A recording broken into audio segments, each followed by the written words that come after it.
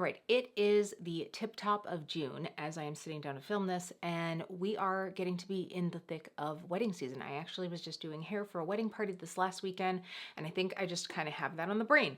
I was planning out my build your own palette, my little wedding palette that I had talked about doing. While I am a week late in doing that for the series, I did just get that finished, and I was like, you know what? This would be a good time to sit down and film my tips for makeup, whether you're the one that's getting married or not, whether you're going to a wedding. Really, anytime you are going to be somewhere for maybe a lengthy amount of time and you're going to be having some pictures taken. So today I'm just going to be sharing some tips and tricks with you. This is the look that I have done. I will say all of the eye look will be in that BYOP video, which should have already gone up on my channel, so I'll make sure to have it linked down below and at the end of this video. But for today, we're going to be talking about tips and tricks and all of the things from start to finish and how I would personally not only do my own makeup, but also the makeup that I do on clients. So if we haven't met before, my name is Kelly and I'm a professional hair and makeup artist, and here on my channel I strive to keep beauty real. Real honest, real relatable, and real fun. So if that sounds like something you'd enjoy, don't forget to click subscribe and hit that notification bell so you don't miss out on future videos. Again, this is going to be me sharing tips and tricks. I will be probably mentioning a couple products just because they're things that are sort of on my mind right now, but anything that I used for this look will be listed down below. So if you would like to check any of that out, please feel free. And I do just want to say, this is my personal take on it. If any of this doesn't really speak to you, if there is something that I say, oh, I probably wouldn't do that, if you think you would and you would love it, go for it. It's all like, makeup preferences are just that, they're preferences. Now, while I think that some of these tips are honestly what is going to look best in a photograph or something like that, if you don't care and you want to kind of do your own thing, that is okay. That is totally okay. So just take all of this with a grain of salt, but I'm going to share with you all of my thoughts. All right, let's start from the top. I cannot stress this enough. A lot of having your skin look best with makeup on is about the skincare that you do beforehand. And this is not going to be a big talk about skincare, but I do just want to mention a few things that I would make sure that you are doing before the day, before you're going to be putting on any makeup. All right, I did take some notes this time. Can you believe that? I'm like super organized for me. Okay, so first of all, a lot of times when we know we have an event coming up, we want to try something new, or there's something that we saw. I would say, honestly, do not try any new products like 3 to 4 weeks before this big day, if you can help it at all. You just don't know if your skin is going to react to something, you know, and that could be redness, that could be breakouts, that could be peeling, that could be all sorts of stuff. So really you want to have a pretty consistent skincare and trusted skincare routine up until then. But the biggest thing that I always talk to my clients about when I know that I'm going to be doing makeup for an event is talking about gentle exfoliation leading up to that day. Having a smooth surface is going to make everything else look better. Like if the canvas that you're painting on is rough and it has texture and bumps and things like that, it's going to show up more, right? Like there is no makeup that erases that. There are things that we can do to not emphasize it as much, but there's nothing that gets rid of that. So a little bit of gentle exfoliation with either a gentle chemical exfoliant, or even if you really haven't done any exfoliation much ever and you're a month, 6 weeks out, I would recommend a very gentle physical exfoliant like the Dermalogica microfoliant or the pineapple powder from Good Molecules. I'll have both of them linked down below. We're talking about a very, very gentle exfoliant that it does have an enzyme in it, so it is technically a chemical exfoliant, but it is not like St. Ives scrub, right? We're just talking about a very gentle powder that will help slough off some of that dead skin, and it's something that's gentle enough that you could use it every day. If you really have never used something like that, I would say start with every other day. So usually when I'm talking to clients, I'm like, okay, let's get some exfoliation going, 4 to 6 weeks in advance. I really highly doubt that many people would be sensitive to either of those products, so it's a good way to start. But you all know, if you want to see my skincare recommendations in general, I did do recently a video. It is focused on the 40 and up crowd, because that's where I'm living now, but there are a lot of recommendations in there that would work for a lot of people. Okay, so you're living your smooth life. The night before, I would suggest, like, don't do any crazy masks. Don't do like an exfoliating mask. I wouldn't do like a clarifying mask. Stay pretty calm in your skincare just so you don't get reactive. You could do a super hydrating mask. Maybe skip that if you have oily skin, although I feel like if you're super hydrated, your oil won't be coming through as much the next day, but that's a whole other story. But you do want to make sure to use a nice, rich moisturizer, because I'm going to ask that in the morning you don't go too heavy with a moisturizer, because you're going to have a long, unless you have really, really dry skin, but most people like oily to combo, just stick with something pretty lightweight. I actually today used the Blue Defense Hydrogel from City Beauty. I've been using this one recently and really liking the texture of it. I feel quenched and not weighed down, and it's not oily. So I have actually really been enjoying this. You can use my code KeepBeautyReal. This was sent to me in PR though, but this is the one that I've really been enjoying, and I think it's going to be great for summertime. And that's the other thing. We're talking about like climate, we're talking about time of year. Typically, most weddings are done either in the summer or in a climate where it's going to feel like summer, even if it's not. And so something that's a little bit lighter weight is usually what works. If you have super parched skin, you're looking at me right now and you're thinking like, no, I'm going to need more. And that is totally okay. Speaking of parched, drink water. Y'all, stay hydrated. Like, and I'm not just saying like that morning. You really want to up the hydration a couple days before. Make sure that you're staying hydrated. Don't overly caffeinate. Like some of these things that can just like wreck your skin. All right, so the morning of, we talked about using a nice lightweight moisturizer. This is also the time to throw on some gel eye patches, something like that.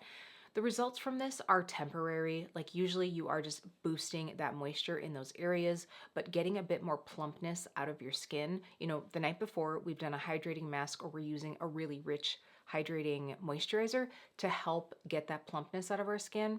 The next day we're staying a little bit more lightweight so that our makeup isn't sliding all over our face. So having that extra hydration in an eye patch is just going to help smooth things over. I recommend exfoliating the lips the night before and throwing on a really hydrating lip mask. This is also a great time to slug, where you would put on a really hydrating moisturizer and then put something occlusive over the top, like Aquaphor, petroleum jelly, like something that is like Vaseline, like Aquaphor, that's a great one, so that you are locking in that moisture for the whole night. I just find that I like doing the exfoliation the night before and then giving that extra dose of hydration during the day. Speaking of hydration, there are two things that I really love to use for lip prep. One of them would be the Hydra Melt Lip Mask from Sigma. This is what I started with. I had just thrown that on, and I just think that this really just gives the lips a nice amount of moisture, and I find that when I blot that off, it still leaves just enough moisture, but it isn't slidey when you're gonna put on a lip color. For me, on the days where I just need that little extra something, I love using the City Beauty City Lips Plumping Gloss in the clear as that lip prep. So honestly, sometimes I'll like throw this on and then I'll throw this on over the top. This is not plumping because it makes your lips sting. It isn't irritating at all. It literally just super hydrates. I also feel like it almost just brings more pigment to my lips again. I don't know why that is. Maybe it's just because they're hydrated and so I can see more of that color, but I love this as a lip prep item, and then I usually just blot it off right before I get to the color portion of my lips. But anyway, so that's all about like getting juicy, plumped. You know, we're filling in little tiny creases, crinkles, all of those things. So prep is important. Okay, so this is about the only time that I'm gonna say not to use crazy amounts of sunscreen. And for one reason here, if you are going to be in flash photography, there's a good chance that you're going to get flashback from your sunscreens. The one time that might not be as big of a deal is if you are a full coverage person where that sunscreen isn't really going to be seeing the light of day at all. That is not me, and that is not most of my clientele. So as much as I'm all about wearing the sunscreen all of the time, if you're going to be in flash photography, so if like later in the evening, you know, there are going to be like indoor pictures, things like that, I would really try to stay away from that. Now, if you are in a bridal party, let me tell you, I was just so proud of these girls this last weekend. All of the bridal squad was fairly light in skin tone, and one of the girls mentioned, oh, I brought umbrellas so that in between the pictures, while we're not in the pictures, we can have our umbrellas on so that we don't all get burned, because they all knew like they really weren't going to be wearing a lot of sunscreen, but they were going to be outside for a good amount of time. And I was like, you are so smart. So that is something that you could do if you are in the wedding party, is have some protective things in place for the pictures, because that's really like, that's when it's happening the most of the time. A ceremony is what, usually like 20 to 30 minutes, sometimes like way less than that, but it's all the pictures and all the things. So if, while all the happenings are happening, and if you're not in a photo, you could cover up that way. So I thought that was super smart. But this is the one time that you might want to skip on the sunscreen. Okay, so we're prepped, we're good. Now we're getting into the actual makeup. So usually on myself and on clients, I like to do eye makeup first.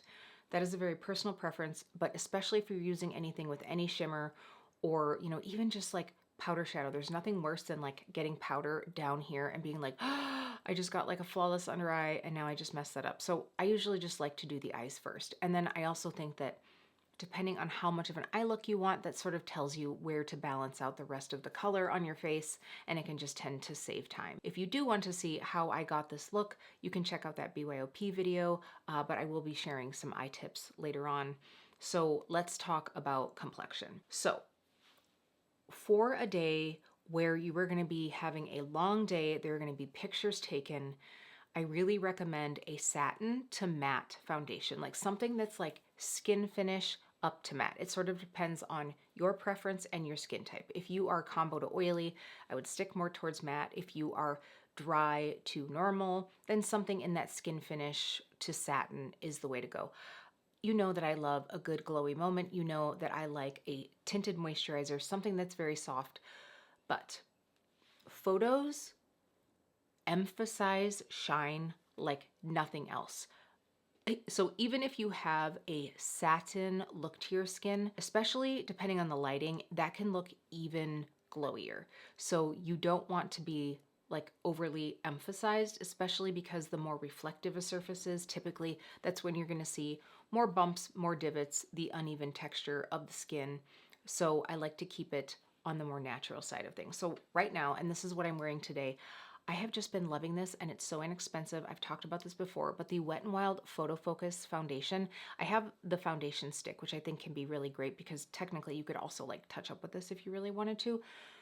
It's just wonderful. I'm loving the skin finish. Like, I just think that it looks so good on the skin. It's not overly glowy, but it's also not overly matte. I've had this on for about an hour now, maybe a little bit more than that, and it just wears so beautifully. I, by the way, wear the shade Vanilla Beige, and so that one is one that I love. The other one that I love is the Nars, oh my gosh, the Light Reflecting Foundation. Now, this is, for me, a very high coverage foundation though, so it kind of depends on what you like. Either of these, I think you could shear them out.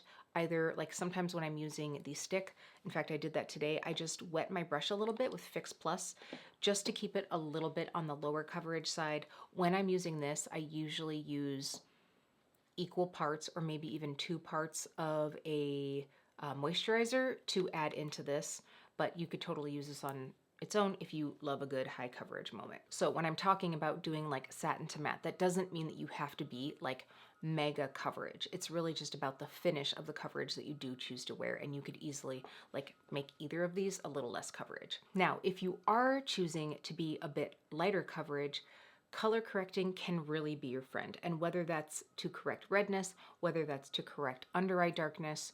So I did recently do a video talking about using olive color correctors. I personally did use that today on my nose and right through here to correct some of the redness, because this stick, I've sheared it out so much that it really is more in that light coverage, but I wanted to make sure that my nose wasn't red. Like, my nose just always looks like I have blush on it. Like, it looks like I've always had the nose that looks like I've done that blush trend where you just like put it everywhere, even if I don't. So I do like to have a little bit of less redness on my nose, especially knowing that some of that can kind of like come out over time throughout a day.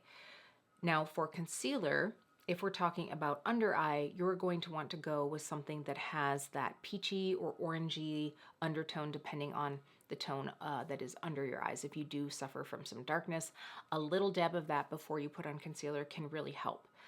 When it comes to concealing under eyes, usually we are going to run into some trouble with creasing, right? So This also can be an area that can tend to look dry if you are, in the 40 plus zone, if you have drier skin. So I always find that less product is better than more. So I would actually rather use a higher coverage concealer in a very small quantity than use something that is low coverage and load on more, because through the day that's just gonna like keep creasing. So it does kind of depend on your skin type, because I find that a lot of the higher coverage can be a little bit more drying, but it just kind of depends. I personally find that I'm using like less and less concealer and just in just the right areas. And if you do a bit of color correcting, that can really help. I don't know what is going on out here today. It has been crazy. So if you're hearing a bunch of like beeping and craziness, I am sorry. We're just gonna keep rolling on through this. The show must go on, y'all.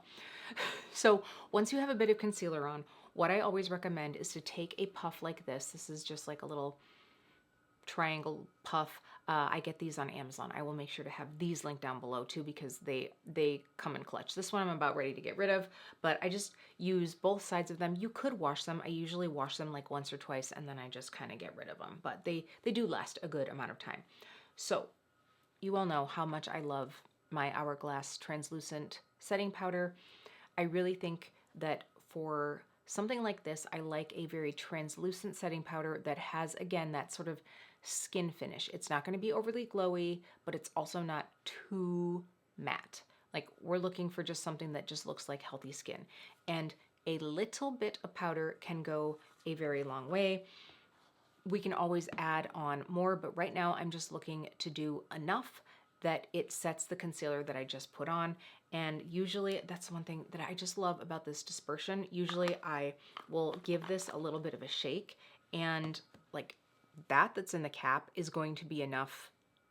I mean, half of that is going to be enough for me to dab my sponge in, and you'll see where I just like tap and roll into the areas that I just put on the concealer and nowhere else. Because for today, to have major longevity in our color, I'm going to be using creams and powders and layering them and using that colored powder as my setting powder. So I'm not really going to need to set everywhere, but we still have some creams to put on the face, so I don't want to go into those areas. So we're just being very delicate and putting it just in the areas that we put concealer on, which usually for me is my nose to get a bit more coverage, under the eye, sometimes a little bit through here. As I've gotten older, I find that I get a bit of redness right here, and sometimes on the chin. So it just kind of depends on where you need that concealer. If you've had breakouts, you're going to want to powder those areas as well. Now, also, speaking of powder, this is, a little bit out of order, but I just want to say, do not over powder. It's a little bit hard to come back from that. Yes, there are things that you can do to soften a powdery look, but you are not going to be removing the powder, because oftentimes, even if I can take a nice fluffy brush and I'm looking to like whisk away extra powder, some of that has already set down into the concealer, and now I have like a muddy, gooky situation here, and that's not what we want. So a little bit goes a long way. You can always add more later. All right, so we are going to go through and we are going to use a cream color product. So here today, I used a cream product on my cheeks. Now I will say I maybe cheated, because you all know that I absolutely love the Yummy Skin Flushed Balms, and those on their own would probably last all day. But for that extra longevity, and honestly, for a little bit of glow, I did layer the RMS ReDimension HydraBlush in Maidens blush over the top of the Jubilee shade of the Flushed Balm. So what I do first is I'm going to put on the cream products first, both my blush and my, here I really did more of like a contour than a bronze. And so I'm going to put both of those creams on first, and then we're going to go over the top with the powder. So today I used my Charlotte Tilbury contour wand after I put on the blush, and then I went through and used again the Maidens blush from RMS, because that's just one of my favorite shades. And honestly, I feel like it sort of goes with everything, and it's just like no brainer, like works for me. Like that would be like, if I could only do one blush shade, if I was going to be doing some clients and I could only have one, it would be the one that I would use on everyone, because I just feel like it's such a universal shade. Anyway, that's a love letter to that shade. But anyway, for my bronzer, I use the Haus Labs, and that honestly, it's the beautiful finish of this is why I chose this. It really does have a beautiful velvety finish. It's not overly matte, but it isn't glowy. Listen, y'all, especially if you're doing a contour, Contour is a shadow. Shadows are not shiny. So using a glowy bronzer does not make sense if you are trying to contour your face. And for me, that is what I'm doing. And for pictures especially, I think that that is the goal. It's to give yourself the most flattering shape to your face. Especially like a bride who is too bronzed, and oftentimes their face can just look a very different skin tone than the rest of them. I don't like that. I like to do the shape with a contour and, you know, maybe a light bronzing if needed, if we're going for like a sun-kissed glow. But it really should be you, but better. And so in those situations, I just feel like less is more. So, all right, so we have our cream products on. We've topped those areas off with our powder products. So now, if you feel like you need that extra security of a bit of powder in those other areas, maybe you're oily. So now, most of the time, we're going to have maybe this area and maybe this area and your chin if you didn't powder it before when you use concealer. So now you could very simply use like the other half of what was in this cap and just very easily like tap it on. So that really should be all that you need. There is one more time that I might use powder, and we're going to get into that in a little bit. But that is really the way that I find that I get the most longevity. And we're talking about thin amounts of color. And the reason that I like to do this sort of twofold of color is for a couple reasons. You all know that I am a cream blush fan. I think that everyone looks gorgeous with a cream product on. I don't care if you have dry skin. I don't care if you have oily skin. I think that you can look gorgeous with a cream on. It's what you do afterwards that really makes a difference. But also, this area tends to be what wears off first, other than a lip color. Because we are hugging people, maybe we have like hair in our face that we're swiping away. We tend to touch it a little bit more. Other people tend to bump into it a little bit more. And there's just something about having a bit of color and shape to the face that I think is just so beautiful and flattering. And so I want that to last from, you know, moment one all the way into the evening. And if you're like dancing and you're getting sweaty, having something that has been set down like that can be really nice. And why not do it with something that has some color that's going to keep that color there as opposed to just a translucent powder. So that's just my personal preference. So speaking of powders, by the way, I know that I talked about like not using a overly glowy bronzer, especially not if you're like using it as a contour, but even with the blush, like you all know, I love the luminous, the light luminous skin finish that the RMS ReDimension HydraBlushes have. Even if you love a super megawatt high shine cheek, this is the time, if you're going to be getting pictures taken, this is the time that I would ask you not to necessarily do that. Because again, photos are going to make it look even shinier, and that reflectivity just brings out texture. If you are like a porcelain doll, if you are like 18, 20 years old and you have no pores, well, we all have pores. If you can't see those pores, you don't have breakout scars, anything like that, go for it, I guess. If that's your vibe, but just know that it's gonna look even more beamy in pictures. So that's just whatever you choose. The other thing that I always say is try to avoid a very thick formula. Also one that has a little bit of a deeper base. And I've talked about this when we talk about inner corners eyeshadow, but especially with highlight. If you're not in the light and that heavier formula is sitting in a shadow, it can sometimes look darker, and then it kind of gives you like a sunken in look. So you're just better off like staying with something very soft. Now, I personally today did not throw on a highlight at all. I just like the luminous blush look, and that's probably where I would go. If anything, depending on the vibe, you know, depending on how I was feeling about my skin, I might take a very soft highlight, probably a cream, and just like tap it on the very high points of my cheeks. But I really haven't even been doing that lately. So it just really depends. On that note, you will find that I didn't say, depending on what the trend for makeup is, I may or may not do a highlighter. And that's because I really try to avoid overly trendy looks for events like this. And that's just because it can really be dated later. And especially if you are in a wedding party, if you were a bride, do you want to look back and be like, oh my gosh, that cut crease that I did, or oh my gosh, that like extreme winged liner? maybe not. If you don't care, if you're like, listen, this is what I'm loving right now and I don't care what I'm going to think, 20 years from now, then that's totally fine. Um, I just like something that's a little bit more timeless. It's really about what is the most flattering on the person.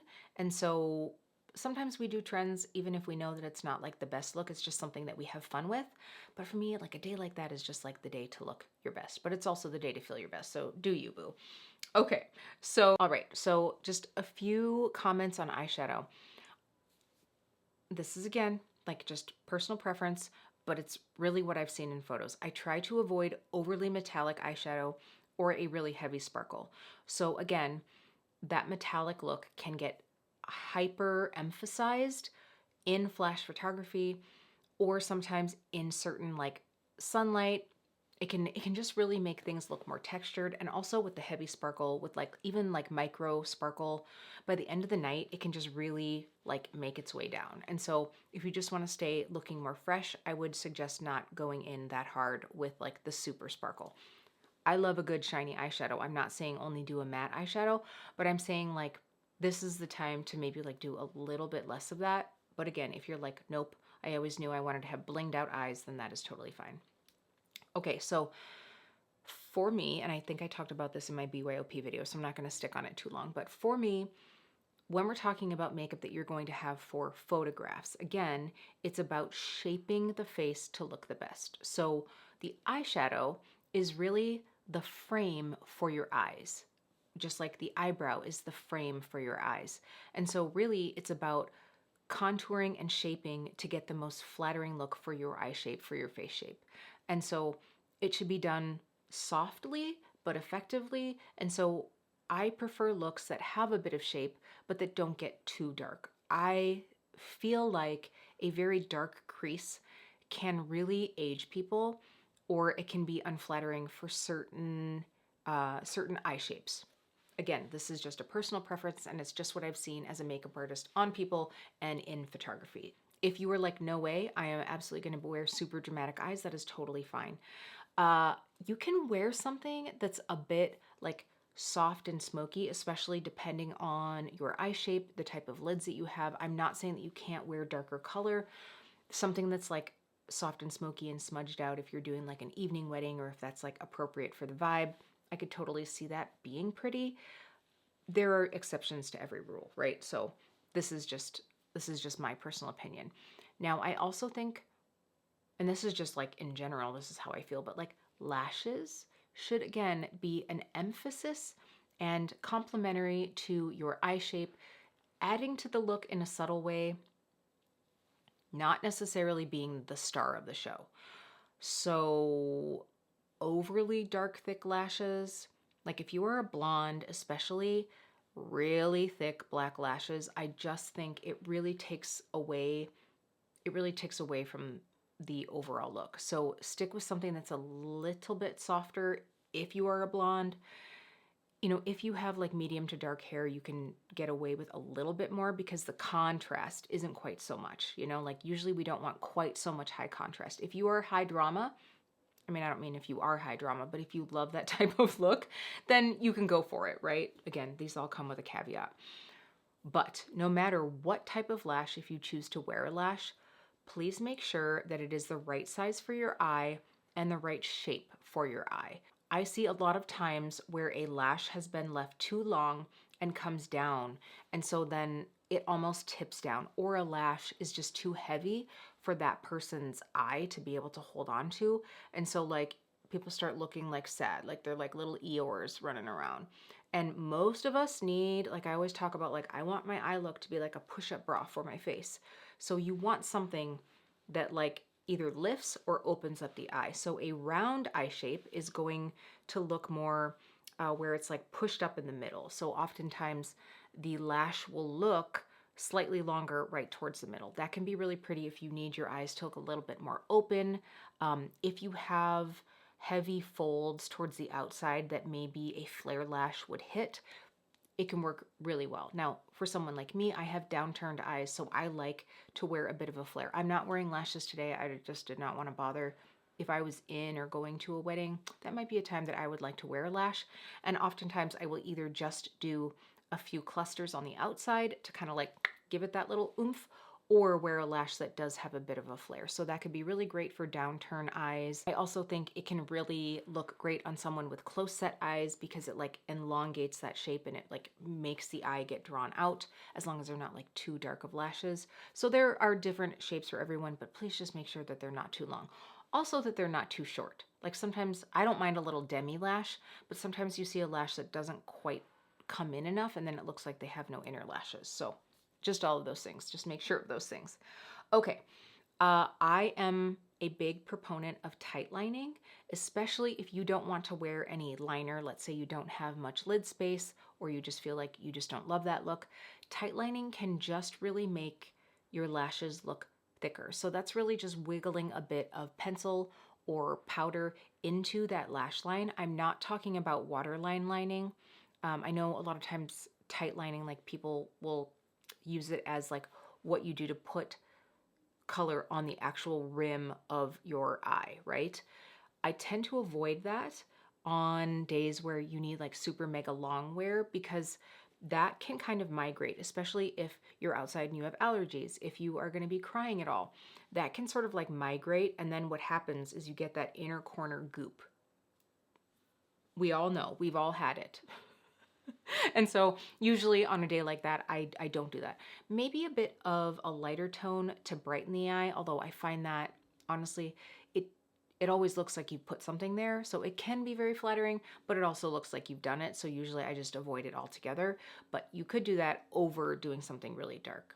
So that is just my tips on the eyes. Again, if you want to see this look, you can check out that other video. All right, speaking of lashes, I sort of got ahead of myself because when we talk about mascara, this is a step that I do before that.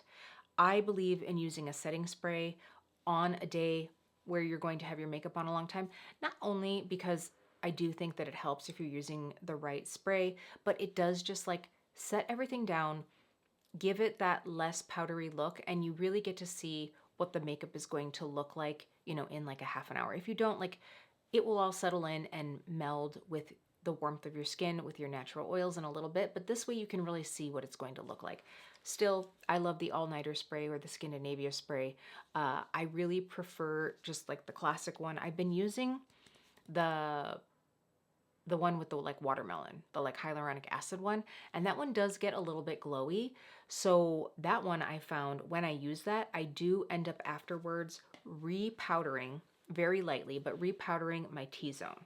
Now that we're getting into like spring and summer, I've switched back to the classic, and I found today, while I did do it, I found today that I would not have needed to do that. Like, this is just such a very fine mist.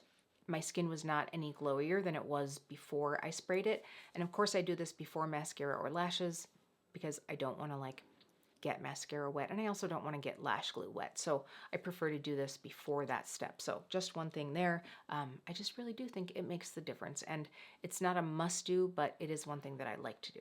Okay, y'all, you still with me? We're getting down to the end here. So let's talk about lips. Now, if you are getting your makeup done, I would double check. Ask the artist if they are planning on giving you a touch-up kit of any sort, if they give you a sample of the lip color that they used, things like that, because oftentimes that isn't included. And so usually I will ask my clients, like, do you have a lip that you're wanting to use? I recommend it because then that way you have something to touch up with, because especially like most of the time, you're doing this earlier in the day. If you are part of a wedding party, you're doing this earlier in the day. You're still going to be drinking and eating before pictures are ever taken. And so chances are that a lot of that lip color is just going to wear off. So make sure you have a touch-up color ready to go. Now, when it comes down to what to wear on your lips, again, remember that we've prepped the lips, they're hydrated, they're good to go. If you're wearing something that has a bit of a glossy feel for that, like the City Beauty City Lips, it is a gloss, so it's going to be glossy, so I blot that off. Now, I personally feel like lip pencil is a must on a day like this because it really does help define the lip. It helps make sure that color doesn't run outside of the lip line. And so even if whatever your makeup artist has put on has worn off a little bit towards the center, chances are is that the line that they laid down is still going to be good, unless you are like eating pizza or like a big hamburger or something. But most of the time that's not the case on a day like that. So I would recommend, you know, again, having some lip liner. You can, of course, have your own to touch up if you feel the need, but I just think it's really one of those things that on a day like that where you want to be looking crisp and clean, for a long time, lip liner is the way to go. And really even just like towards the perimeter and then like blend it in a little bit. It's just anti-feathering. It's going to give you a nice shape, and then you can choose to put your own color over it later. Now, what I usually recommend to pick for lip color for the day of is a cream or a satin lip color. The reason for that is it's a good middle ground between high longevity and comfortable and looks flattering on the lips. Like, you could go with a gloss, depending, sometimes like high shine glosses can be a little distracting in pictures, especially like closer pictures. But you could go with a gloss, but that is not going to last very long at all. You're talking to people, you're celebrating, you're having cocktails, all that kind of stuff. That's going to wear off in like a half an hour to an hour. You could go with like a long wear matte lip color or a liquid lip. It's going to stay looking flawless until it's not. If it starts wearing weird, if your lips start to shrinky dink and they're looking a little dry, even with lip prep, a lot of matte or liquid lips can kind of be that way. So I recommend somewhere in the middle with that satin or cream lip. The one that I chose today is the new one from Lisa Eldridge. I do also have one of her defining lip pencils in 0N on. I probably didn't use the like proper names for those. Again, I'll have these linked down below for you, and whichever shade that is. The writing is so tiny on those little refills, I cannot see. But this is what I did just because it's like, it's effortless again. Now, depending on what I would personally choose for the day of, might I go a little bit more rosy? Perhaps. I will say that for me, I feel my best when I do have a little bit more gloss to my lip. So I am one of those people who may choose to sacrifice longevity for the look of a little bit of gloss. So I could see myself wanting a bit of gloss and just knowing that that means I would have to touch up more for as long as I care about what my lips look like, which for most people, honestly, is pictures through ceremony, you know, and like the beginning of a dance. And then I've seen people like taking out extensions. They don't care about their makeup anymore. They kicked off their shoes, like all of the things. So it just depends on how long you want yours to last. But again, I would still have a lip liner on for some of that definition and longevity. So it just really depends. But just know that the shinier you go, the less longevity you're going to have, but maybe the most comfortable it will be on you. But I just find that because my lips are fairly pigmented, I like to have something that still shows a bit of my pigment through. Like even today with this effortless lip color, I dabbed it on and sort of blended it in, and I still feel a little bit off of what I usually look best in because it is covering up most of my natural pigment, and that's just not what I normally look like. So I love this look for like attending a wedding, but for my own wedding, I would probably want something that's just a little bit more me, which is showing some of my natural lip color. Okay, so one thing I want to recommend as well, because I've talked about like not using too much powder, is making sure that you have on hand, and the nice thing is these are so slim, they fit in like a little clutch or whatever, have on hand a puff that you have worked a little bit of translucent setting powder into, or perhaps some blotting papers, because if you do decide you're doing some photos later and you've got some flash photography, you can very easily just pull this out, and even honestly, just the puff itself is going to absorb some of that oil. But if you do have some powder worked into that, and I literally mean like dumping a little bit in and then just like grinding it into this puff, I usually give one of these to my makeup clients, then that way they have something to touch up later, you know, whether it's like after the ceremony or whatever. So that's just something that's really nice to have on hand. And then also, of course, your chosen lip color can be great.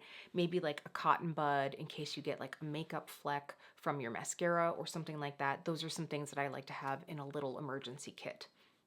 Okay, so I'm gonna check my notes here and see. Okay, so the one last thing that I wrote here, and again, this is just like my vibe, but I always say, remember that you want to look great in photos, but you also want to look great in front of all of the actual people that you will be seeing that day. So keep in mind, if you are doing your own makeup and you're watching a tutorial and you're seeing somebody on a social media thing where they've got all sorts of lights and all of these things, remember that you're going to be actually face to face to people. You're not going to be filtered out. You're not going to be, you know, in megawatt lighting. I still think that you want to look like you and not like you have a mask on. Now, If you are just super high coverage makeup wear and you love that, then that's totally cool. But for me, there is a little bit of remembering the realism of what's here, and oftentimes the content that you see put out there is maybe not like real. So what I want to do is I'm going to show you guys, I'm going to film, so that in mind, what I want to do is I am going to zoom in the camera so that you can see what my makeup looks like. I have had this on now for about 2 hours or so. So I'm gonna show you here. I do have some lighting on. I might try to turn it down just so that you can see like in a little bit more natural light. And then maybe I will film a bit with a phone. And so real deal, that way you're able to see what these techniques and what my personal preferences for doing makeup look like on a 43-year-old face. All right, lovelies, I hope you've enjoyed this. If you have any makeup tips that you found work really well for you on long days, drop them down so that we can share with the community. If you have any comments or questions for me, I love getting to chat with all of you. I hope this has been a helpful one. If you are getting married this season, if you're in a wedding, if you're going to some weddings, congratulations. I hope you have fun, and I will see you really soon.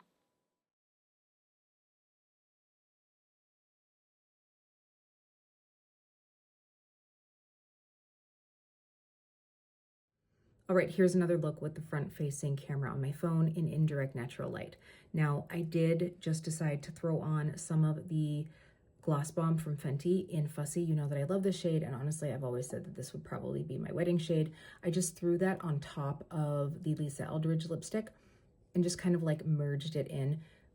This, to me, this is just the lip look that I feel most confident in.